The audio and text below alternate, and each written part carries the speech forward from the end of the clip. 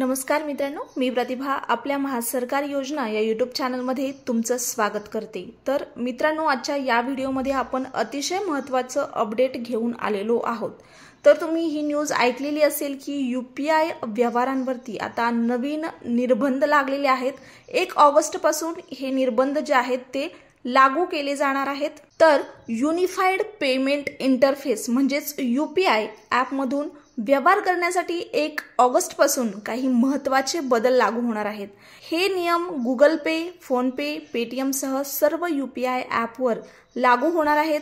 National payment corporation of India NPCI ने हे बदल जाहीर केलेले आहेत। त्यामुळे यूपीआय प्रणाली अधिक जलद होणार आहे, सुरक्षित होणार आहे आणि सर्व्हरवरचा ताण जो आहे तो देखील कमी होणार आहे। तर ते नियम कोणकोणते आहेत ते सर्वप्रथम आपण पाहूयात। यामध्ये मुख्य नियमांमध्ये जो पहिला नियम आहे तो म्हणजे बॅलन्स चेक करण्यावरती मर्यादा येणार आहे।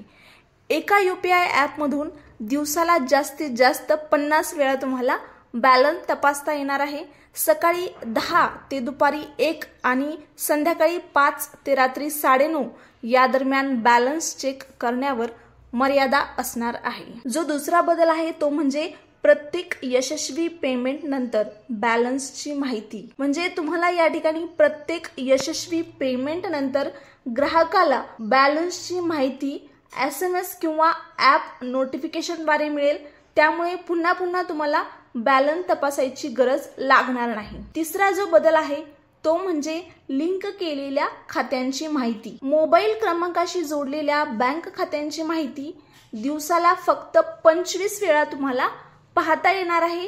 ही माहिती फक्त ग्राहकाने स्वतः बँक निवडून परवानगी दिल्यासच तुम्हाला दिसणार आहे। जो चौथा बदल आहे त्यामध्ये तुम्हाला ऑटोपेचे नवे वेळापत्रक हा चौथा बदल असणार आहे। तर त्यामध्ये नेटफ्लिक्स, SIP, Amazon प्राइम सारख्या ऑटो पेमेंट्सची रक्कम सकाळी 10 वाजेपूर्वी, दुपारी 1 ते 5 आणि रात्री 9:30 नंतर वजा केली जाईल। जो शेवटचा नियम आहे तो म्हणजे पेमेंट स्टेटस पाहण्यावर मर्यादा।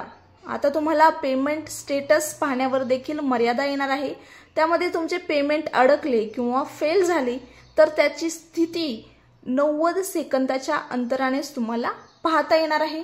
असे दिवसातून 3 वेळा करता येणार आहे व त्यात 45 ते 60 सेकंदाचे अंतर असणं गरजेचं आहे। हे जे आहेत ते मुख्य 5 बदल होते। इतर देखील 3 महत्त्वाचे बदल केलेले आहेत। त्यामध्ये प्रत्येक बँकेने वर्षातून एकदा आपली प्रणाली म्हणजेच सिस्टीम ऑडिट करणं बंधनकारक असणार आहे। या संबंधीचा पहिला अहवाल 31 ऑगस्ट 2025 पर्यंत सादर करावा लागणार आहे। दुसरा जो बदल आहे तो म्हणजे वापरकर्त्याला 30 दिवसात फक्त 10 वेळा पेमेंट रिव्हर्सल म्हणजे पैसे परत मिळवण्यासाठी विनंती करता येणार आहे। आणि जो तिसरा नियम आहे तो म्हणजे नव्याने लागू करण्यात आलेल्या बदलांचा सामान्य पेमेंट सेवांवरती जसं पैसे ट्रान्सफर, मर्चंट पेमेंट यावरती परिणाम होणार नाही। असे जे आहेत ते महत्त्वाचे बदल या ठिकाणी 1 ऑगस्ट पासून यूपीआय व्यवहारांवरती लागू केले जाणार आहेत। तर तुम्हाला ही माहिती कशी वाटली ते कमेंटमध्ये नक्की कळवा आणि अशाच महत्त्वपूर्ण माहितीसाठी आपल्या चॅनलला सबस्क्राइब करा। धन्यवाद।